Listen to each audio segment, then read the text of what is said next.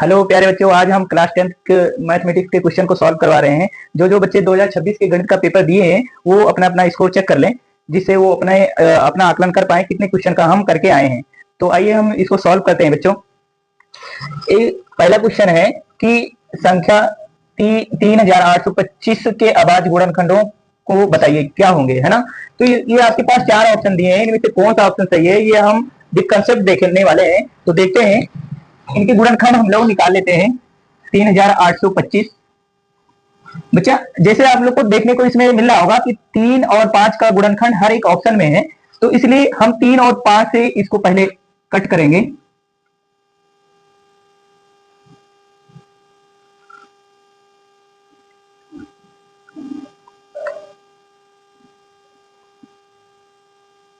फिर दोबारा 3 से विभाजित करेंगे। 3 चौक 12, 3 दूनी 6, 3 5 15। फिर 5 से विभाजित करेंगे। 5 40, 5 25। फिर 5 से विभाजित करेंगे। 5 का 5, 5 7 35। तो आप लोग देख रहे होंगे बच्चा कि 3 दो बार है, 5 दो बार है, तो 3 का स्क्वायर गुणे 5 का स्क्वायर गुणे 17। तो ये आपके अभाज्य गुणनखंड हो जाएंगे, जो कि ऑप्शन बी है। अगर कोई बच्चा बी ऑप्शन टिक करके आया है तो वो अपना एक नंबर सिक्योर कर लिया है। अब हम दूसरे को देखेंगे, दूसरा क्वेश्चन देखेंगे कि बिंदु P, Q की मूल बिंदु से दूरी ज्ञात कीजिए, या दूरी क्या होगी। इसमें हमको चार ऑप्शन दिए हैं, जिससे बताना है कि कौन सा ऑप्शन सही है। तो हम लोग इसको देख लेते हैं। सर,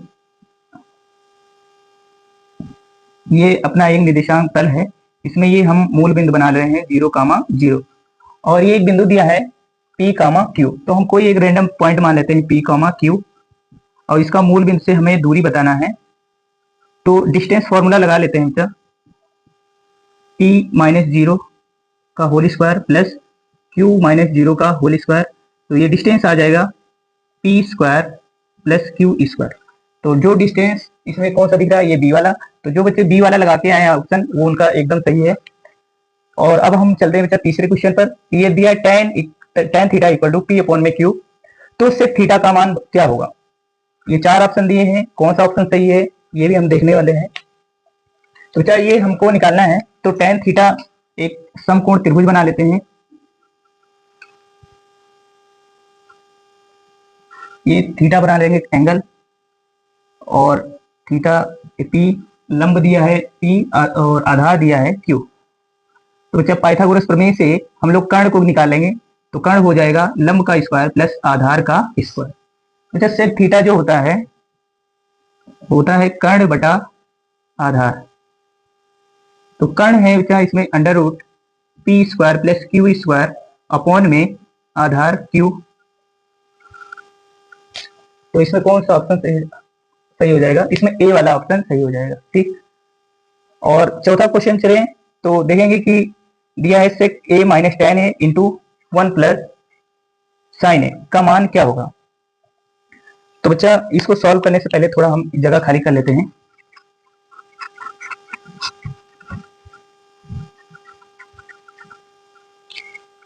दिया है सेक A - tan A into 1 plus sign A। चलिए, दिया है, इसको हम लोग साइन और कॉस के टर्म में चेंज कर लेंगे। तो सेक A बराबर होता है 1 अपॉन में कॉस A, साइन A बराबर होता है साइन A, tan A बराबर होता है साइन A अपॉन में cos A into 1 plus sign A। तो ये ऐसे में इसका सॉल्व करेंगे तो ये आएगा बच्चा कॉस A, अब और न्यूमरेटर में आएगा 1 माइनस साइन A इंटू में 1 प्लस साइन A। ये एक फैक्टर है, ये भी एक फैक्टर है, इनका जब गुणा होगा तो A square minus B square वाला फॉर्मूला लग जाएगा। तो A स्क्वायर मतलब 1 का square 1, 1 minus sine square upon में कॉस A। तो ये हो जाएगा 1 minus sine square A cos square A upon में कॉस A, और जब ये कट कर जाएगा एक घात तो ये आ जाएगा आपके पास कॉस A। एक घात कट कर देंगे तो ये आ जाएगा कॉस A। तो देख लेते कौन सा ऑप्शन सही है, डी वाला। तो जो बच्चे डी वाला ऑप्शन लगाए हैं वो उनका एकदम करेक्ट है, वो अपना एक नंबर पक्का कर लिए हैं। क्वेश्चन नंबर 5 देखते हैं बच्चा। समीकरण युग्म 5x plus 8y plus 1 equal to 0 और 3x प्लस 24 अपॉन में 5y प्लस 3 अपॉन में 5 इक्वल टू 0 का हल क्या होगा। अद्वितीय होगा या परिमित होगा, कोई हल नहीं होगा, इनमें से कोई नहीं। तो इसको बताने के लिए थोड़ा फिर भी अब जगह खाली कर लेते हैं।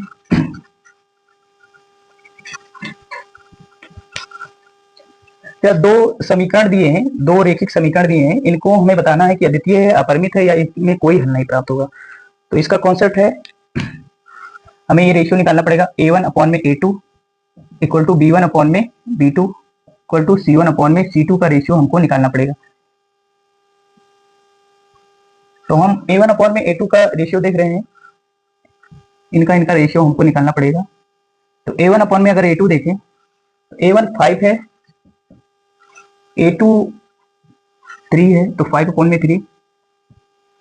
b1 में b2 का रेशियो देखें तो b1 8 है, b2 24/5 है। ये सबसे नीचे है, ऊपर चला जाएगा तो 8/5/24, 8 1 जा 8, 8 3 जा 24, ये आ जाएगा 5/3। अब c1 में c2 का रेशियो देखें तो c1 दिया है 1, c2 दिया है 3/5, ये ऊपर चला जाएगा तो ये आ जाएगा 5/3। अब देखते हैं कि a1 में a2, b1 में b2 और c1 में c2 तीनों का रेशियो सेम है। अगर तीनों का रेशियो अगर सेम होता है तो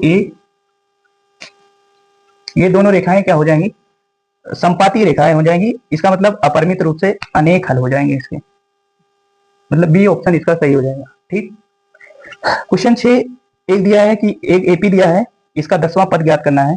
अब इस एपी का जो प्रथम पद है वो दिया है 3/2 और दूसरा पद दिया है पहला पद दिया है 3/2 और दूसरा पद दिया है 1/2। तो इसका आपको 10वां पद बताना है। तो इसमें हम देख लेंगे, जैसे आप लोग को सबको पता होगा कि n वां पद ज्ञात करने के लिए एपी का जो फॉर्मूला है वो a + n-1 × d। तो 10वां पद निकालना है तो ये हो जाएगा a + 9-1 × d, 10-1 × d, तो ये हो जाएगा a + 9d। इसका मतलब आपको a और d पता होना चाहिए। तो पहला पद तो a दिया है लेकिन कॉमन डिफरेंस नहीं पता है, तो कॉमन डिफरेंस हम लोग निकाल लेंगे क्या t2 - t1 से। तो दूसरा पद दिया है 1/2 और पहला पद दिया है 3/2। तो ये दिया है आपके पास, सॉल्व करेंगे तो आएगा 1 - 3/2, तो ये आ जाएगा -2/2, इसका मतलब -1 आ जाएगा। तो कॉमन डिफरेंस पता चल गया है और पहला टर्म पता चल गया है, तो बच्चा 10वां टर्म हम लोग निकाल लेंगे। 10th टर्म ये हो जाएगा 3/2 + 9 × -1, तो ये हो जाएगा 3/2 - 9, दोनों 18, 18 में से 3 घट जाएगा तो ये आ जाएगा -15/2। तो कौन सा ऑप्शन सही है, ये ए नंबर सही है इसका। तो जो बच्चे ए वाला ऑप्शन लगाए हैं उनका एकदम सही है। 7वां क्वेश्चन दिया है, एक पासे को एक बार उछाला जाता है, संख्या 4 से अधिक प्राप्त होने की प्रायिकता क्या होगी। तो बच्चा संख्या 4 से अधिक प्राप्त होने की प्रायिकता क्या होगी। तो अगर एक पासा उछालते हैं तो इसका सैंपल स्पेस जो आता है, प्रतिदर्श समष्टि जो आता है,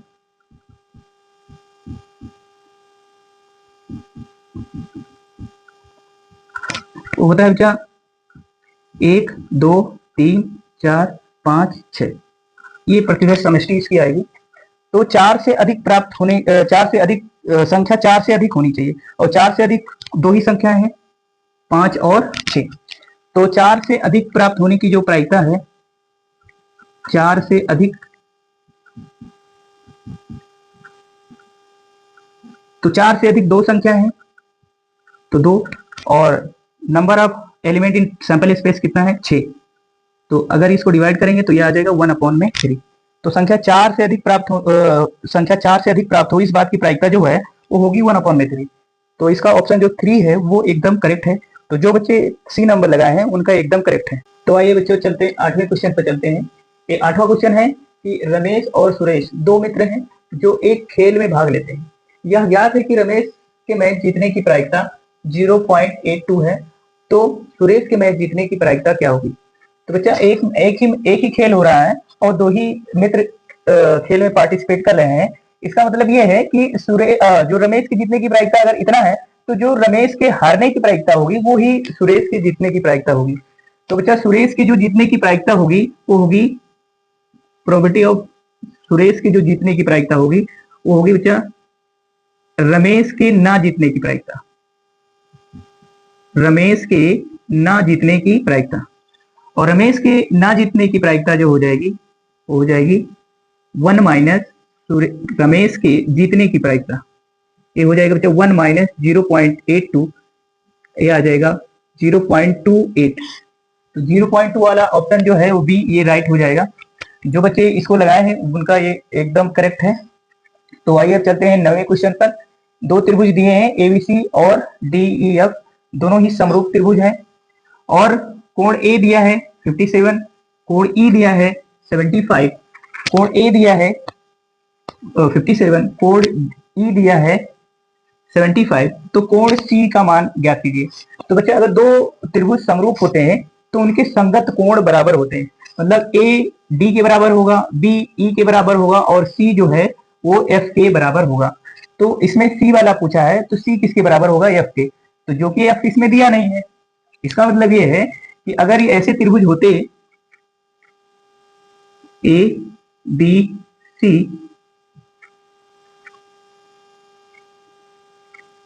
डी ई एफ, तो ए जो होता वो कितना होता 57 डिग्री का और ई जो होता वो किसके बराबर होता 75 डिग्री के। तो बच्चा ये दोनों ही संगत कोण है, दोनों ही बराबर होंगे। ये 57 डिग्री का 75 डिग्री का होगा। तो ये सी वाला एंगल पूछा है, इसका मतलब क्या है कि तीनों एंगल का सम 180 होता है। तो 180 में से इन दोनों को जोड़कर घटा देंगे, कोण सी जो है ये आ जाएगा 180 डिग्री माइनस 7 5 12 और 7 5 12 30, तो ये घटाने पे आ जाएगा 45 डिग्री। तो 45 डिग्री 7 5 12 और 7 5 12 13, तो ये अगर सब्ट्रैक्ट करेंगे तो ये आ जाएगा 48 डिग्री। तो 48 डिग्री वाला ये सी वाला ऑप्शन है, ये एकदम सही हो जाएगा।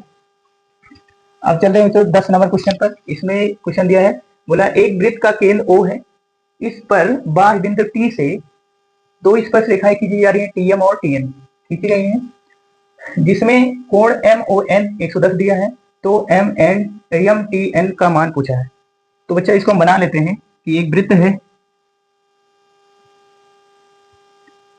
और इसका केंद्र जो है वो O है और इस पर दो स्पर्श रेखाएं खींची गई हैं, TM और TN। इसका मतलब T वाला जो बिंदु है ये बाह्य बिंदु है और दो स्पर्श रेखाएं इसकी खींची गई हैं, TM और TN। और बच्चों ये बोला है कि MON इनका जो मान होता है ये दिया है आपको, TOM का मान दिया है आपको 110 डिग्री। अब आपको MTN का मान पूछा है, MTN का मान पूछा है। तो सबको पता है बच्चा कि वृत्त के केंद्र से स्पर्श रेखा, वृत्त से केंद्र से जो जाने वाली त्रिज्या है वो स्पर्श रेखा पर लंब होता है, ये 90 डिग्री और ये भी 90 डिग्री है। तो क्या अभी ये एक चतुर्भुज बन रहा है, ये 90 है, 110 है, ये 90 है, तो इसका मतलब ये 180 है, 180 90 90 है, तो इनका योग भी 180 ही आना चाहिए। तो इसका मतलब क्या है कि अगर ये 110 है तो 110 में 70 ऐड करने पर ये 180 हो जाएगा। तो इसका मतलब MTN का मान जो है वो 70 होना चाहिए। तो 70 वाला ऑप्शन जो है वो बी वाला है, तो ये एकदम करेक्ट हो जाएगा। तो आइए बच्चों हम चलते हैं क्वेश्चन नंबर 11 पर। ये बोला 21 सेंटीमीटर त्रिज्या वाले एक वृत्त का कोई चाप का केंद्र पर 60 डिग्री का कोण अंतरित होता है, तो चाप की लंबाई बताइए। एक वृत्त है जिसकी त्रिज्या 21 सेंटीमीटर है, जिसकी त्रिज्या 21 सेंटीमीटर है। और 60 डिग्री का कोण जो है, ये चाप जो है, एक चाप जो है ए बी, ये केंद्र पर 60 डिग्री का कोण आंतरित करता है। तो इस चाप की लंबाई आपको बताना है कितना होगा। तो ये चाप की लंबाई जो होगा, चाप की जो लंबाई होगी होगी 60 डिग्री बटा में 360 गुणा में पाई आर स्क्वायर, सॉरी चाप है, चाप की लंबाई कितनी हो जाएगी 2 पाई आर। तो हम लोग क्या कर लेंगे बेटा कि त्रिज्या दिया है अपने लोग को, बस रख देना है त्रिज्या का मान। तो ये आ जाएगा 60 से 6 बार में कट जाएगा, 1/6 गुणे में 2 पाई का मान 22/7 गुणे आर का मान 21। तो ये हो जाएगा बच्चा, 2 से काट देंगे इसको, 3 बार में चला जाएगा, 3 से काटेंगे 21 को 7 बार में, 7 से 7 कट जाएगा। तो अपना आंसर जो है वो 22 ही आ जाएगा, 22 सेंटीमीटर। तो 22 सेंटीमीटर वाला ऑप्शन जो है वो ए वाला है, वो एकदम करेक्ट हो जाएगा। अब हम चलते हैं क्वेश्चन नंबर 12 पर। और क्वेश्चन नंबर 12 को सॉल्व करने के लिए थोड़ा सा हम जगह खाली कर लेते हैं, जिससे इसको हम सॉल्व कर पाए।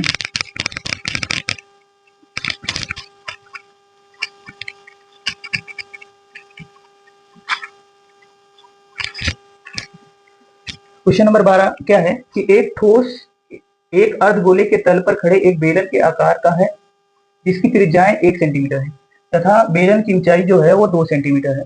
इस ठोस का संपूर्ण पृष्ठीय क्षेत्रफल ज्ञात करना है। तो इसमें ये बोला है कि एक ठोस जो है उसका आधार जो है वो एक अर्धगोला है, अर्धगोला बना ली, और इसके ऊपर एक बेलन है, इसके ऊपर एक बेलन है जिसकी ऊंचाई जो है, इसकी ऊंचाई जो दे रखी है वो अपने लोग को 2 सेंटीमीटर दे रखी है। और बेलन और अर्धगोले की जो त्रिज्याएं हैं वो त्रिज्याएं 1 सेंटीमीटर दे रखा है। तो त्रिज्याएं इसकी और बेलन की दोनों की ही 1 सेंटीमीटर दे रखा है।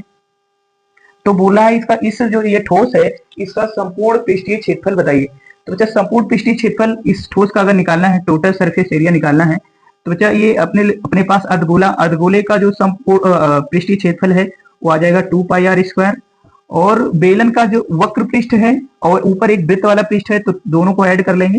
तो बेलन का वक्र पृष्ठीय क्षेत्रफल जो होगा 2 पाई आर एच, और ऊपर का क्षेत्रफल है वो पाई आर स्क्वायर आ जाएगा। तो मान रख लेंगे त्रिज्याएं दोनों की ही 1 है, तो 2 पाई इंटू 1 का square plus 2 pi into 1 into 2 plus pi into 1 का स्क्वायर, क्योंकि रेडियस जो है ऊपर बेलन का भी 1 सेंटीमीटर है। तो बच्चा ये 1 का स्क्वायर 1 ही आएगा, ये 2 पाई, ये भी 2 दूनी 4, 4 पाई, और ये कितना है पाई। तो तीनों को ऐड कर लेंगे तो ये आ जाएगा 7 पाई सेंटीमीटर स्क्वायर। तो 7 पाई सेंटीमीटर स्क्वायर वाला ऑप्शन जो है वो है बी वाला। तो ये बी वाला अपना करेक्ट हो जाएगा। अब हम क्वेश्चन नंबर 13 पर चलेंगे।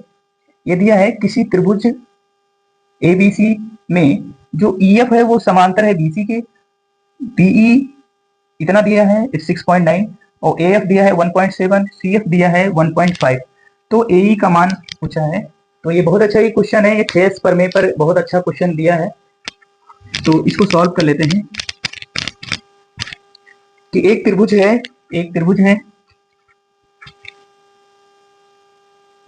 ए बी सी, और बीसी के समांतर एक लाइन है ईएफ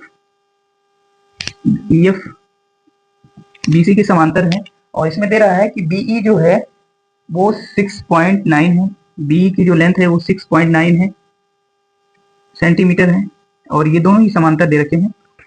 और एएफ आपको दे रहा है कि 1.7 सेंटीमीटर, सीएफ दे रखा है 5.1। तो आपसे ये एई का मान आपसे पूछा है, ये आपसे पूछा है। तो थेस प्रमेय से हम निकाल लेंगे बेटा, क्योंकि ये त्रिभुज और ये बड़ा वाला त्रिभुज क्या है, एक समरूप त्रिभुज है। तो इसलिए हम थेस प्रमेय में इनकी संगत भुजाओं का अनुपात बराबर कर लेंगे। एई अपॉन में ईबी बराबर में एएफ अपॉन में एफसी। तो एई आपसे पूछा है, इसका मान आपको पता नहीं है। एफसी ईबी या बीई का मान आपको 6.9 दे रखा है, और ये 1.7 और ये 5.1।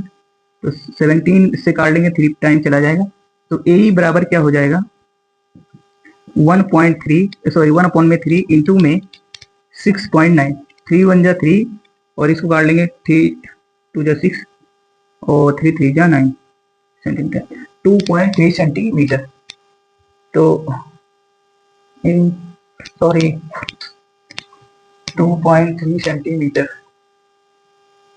तो 2.3 सेंटीमीटर, ये डी वाला ऑप्शन सही हो जाएगा। ठीक, तो 40 नंबर क्वेश्चन देखते हैं कि एक बिंदु P से किसी वृत्त के केंद्र O की दूरी 6.5 सेंटीमीटर है और P से वृत्त की त्रिज्या की लंबाई 6 सेंटीमीटर है, तो वृत्त की त्रिज्या क्या होगी? तो इसको भी सॉल्व कर लेते हैं बच्चों।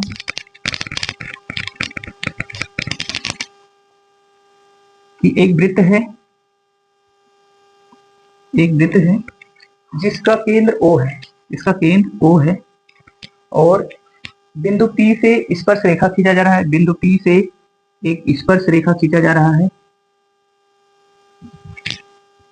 केंद्र P से केंद्र की जो स्पर्श रेखा की लंबाई है, ये जो स्पर्श रेखा की लंबाई है वो 6 सेंटीमीटर दे रखा है और केंद्र P से केंद्र O की दूरी जो दिया है वो 6.5 सेंटीमीटर दे रखा है।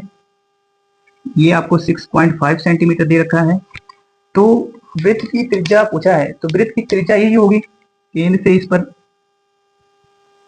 त्रिज्या यही होगी। तो ये त्रिज्या निकालने के लिए आप सबको पता है कि स्पर्श रेखा या स्पर्श बिंदु पर से जाने वाली जो त्रिज्या है वो स्पर्श रेखा पर लंब होता है, ये 90 डिग्री होगा। तो ये रेडियस आपसे पूछा है, तो ये बच्चा समकोण त्रिभुज बनना है, तो पाइथागोरस प्रमेय से हम लोग इसको निकालेंगे कि ये बच्चा ये कर्ण है, तो ये कितना हो जाएगा, कर्ण का स्क्वायर बराबर लंब का स्क्वायर प्लस में आधार का स्क्वायर। तो ये आर स्क्वायर बराबर क्या हो जाएगा 6.5 का स्क्वायर माइनस 6 का स्क्वायर। तो ये ए स्क्वायर माइनस बी स्क्वायर का फॉर्मूला इसमें लगा लेंगे, तो ए प्लस बी 12.5, 6 और 6.5 को जोड़ेंगे 12.5 और a माइनस बी यानी इसको घटा लेंगे 6.5 में से 6 को, तो ये 0.5 आएगा। इसको मल्टीप्लाई करेंगे तो ये आ जाएगा 6.25। अब इधर स्क्वायर इधर रूट आ जाएगा, तो ये 6.25 जो है ये इसका स्क्वायर रूट आएगा 2.5 सेंटीमीटर। तो इसका रेडियस आ जाएगा 2.5 सेंटीमीटर, जो कि आपका ऑप्शन दिया है सी नंबर वाला, ये एकदम करेक्ट ऑप्शन है। अब हम लोग चलते हैं 15 नंबर क्वेश्चन पर। किसी विशेष समय एक पेड़ की छाया की लंबाई उसकी ऊंचाई के बराबर होती है, तो सूर्य का उन्नयन कोण क्या हुआ? कि देख लेना बच्चा कि किसी विशेष समय पर, यहां पर मान ले रहे हैं एक सन है, मतलब यहाँ पर सन है, एक सन क्या होता है, यहाँ सन है, यहाँ से ये कोई पेड़ है, इस पेड़ की लंबाई किसी एक विशेष समय पर जितना इसकी छाया बन रही है उसके बराबर है, मतलब ये अगर x सेंटीमीटर है लंबाई पेड़ की, तो इसकी छाया भी x सेंटीमीटर बन रही होगी किसी एक विशेष क्षण पर। तो पूछ रहा है इसका उन्नयन कोण क्या होगा, मतलब ये थीटा कोण कितना होगा। तो हम लोग लगा लेते हैं बच्चा इसमें tan थीटा, तो tan थीटा बराबर क्या होता है लंब बटा में आधार, क्योंकि एक समकोण त्रिभुज बनेगा ये, तो लंब भी x है आधार भी x है, तो 1 आ जाएगा। और tan थीटा का मान कब 1 होता है, जब थीटा 45 डिग्री का होता है, थीटा 45 डिग्री का होता है तब ये बराबर होगा। इसका मतलब ये आपका बी वाला ऑप्शन एकदम करेक्ट है। तो आइए बच्चों क्वेश्चन नंबर 16 पर चलते हैं। दिया है question number 16, 2 tan square 45 degree, sec square 30 degree minus 2 cos square 0 degree, इसका मान क्या होगा? तो ये 4 ऑप्शन दिए हैं, इन 4 ऑप्शन में से कौन सा सही होगा, तो इनको सॉल्व कर लेते हैं कि 2 tan का मान, tan 45 का मान होता है 1 का स्क्वायर प्लस sec 30 का मान होता है बच्चा 2/√3 इसका स्क्वायर माइनस 2 cos स्क्वायर 0 का मान होता है 1 का स्क्वायर 2 प्लस 4/3 माइनस 2 कट गया 4/3, तो 4/3 ये डी वाला ऑप्शन है, ये एकदम करेक्ट ऑप्शन है। तो आइए चलते हैं बच्चा क्वेश्चन नंबर 17 पर। दिया है बहुपद x स्क्वायर माइनस 5 के शून्यक होंगे, तो इनमें से कौन से शून्यक होंगे ये हम लोग देख लेंगे। तो ये दिया है x स्क्वायर माइनस 5, शून्यक के लिए इक्वल टू 0 कर देंगे, एक्स स्क्वायर इक्वल टू 5 हो जाएगा और एक्स इक्वल टू हो जाएगा प्लस माइनस रूट 5। तो प्लस माइनस रूट 5 वाला सी वाला ऑप्शन है, ये एकदम करेक्ट ऑप्शन है। क्वेश्चन नंबर 18 देखते हैं। दो समपूरक कोणों में बड़ा कोण छोटे कोण से 22 डिग्री अधिक है, तो बड़े कोण का मान क्या होगा?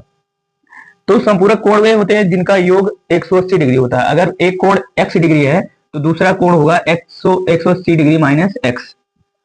मान लेते हैं x वाला जो है ये बड़ा कोण है, क्योंकि बड़ा ही निकालना है तो बड़ा इसको मान लेते हैं। तो बड़ा कोण अगर x है तो ये छोटा कोण मान लेते हैं 180 डिग्री माइनस x। और अगर दोनों बड़ा कोण छोटे कोण से 22 ज्यादा है तो बड़े कोण में से छोटा कोण घटाने पर 22 आएगा। तो इसको सॉल्व कर लेंगे। एक माइनस 180 डिग्री प्लस x बराबर 22, ये 2x हो जाएगा और 180 इधर जाकर प्लस हो जाएगा तो ये हो जाएगा 202 डिग्री। तो x जो आ जाएगा वो आ जाएगा 101 डिग्री। तो 101 डिग्री वाला ऑप्शन जो है ये बी एकदम करेक्ट ऑप्शन है।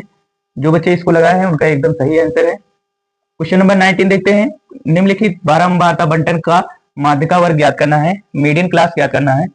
मीडियन क्लास ज्ञात करने के लिए बच्चा हमको n निकालना पड़ेगा। जो बारंबारता है इनको ऐड कर लेते हैं। तो बारंबारता का योग जो आएगा वो आएगा 6 प्लस 8 प्लस 7 प्लस 10 प्लस 5। तो 15 8 15 15 15 30 और 6 36। तो इसका n निकालना पड़ेगा बच्चा। तो n हो जाएगा सिग्मा f अपॉन में 2। तो ये आ जाएगा 36/2, ये आ जाएगा 18। तो 18 हम देखते हैं किस क्लास में आ रहा है। 18 आ रहा है बच्चा इसमें 10 और 20 के मध्य में ही कहीं 18 आएगा, इसलिए यही मीडियन वर्ग हो जाएगा, यही माध्यिका वर्ग हो जाएगा। माध्यिका वर्ग अरे बी वाला ऑप्शन एकदम सही है। 20वां क्वेश्चन देखते हैं बच्चा। दो पासे एक साथ उछाले जाते हैं, संख्याओं का योग 13 आने की प्रायिकता क्या होगी? तो इसका जो सैंपल स्पेस बनेगा पत्तर समष्टि, अगर देखा जाए तो दोनों पासों पर अगर 1 1 आ जाए या ऐसे ही देखा जाए तो 36 इसके अवयव होंगे इसके सैंपल स्पेस में।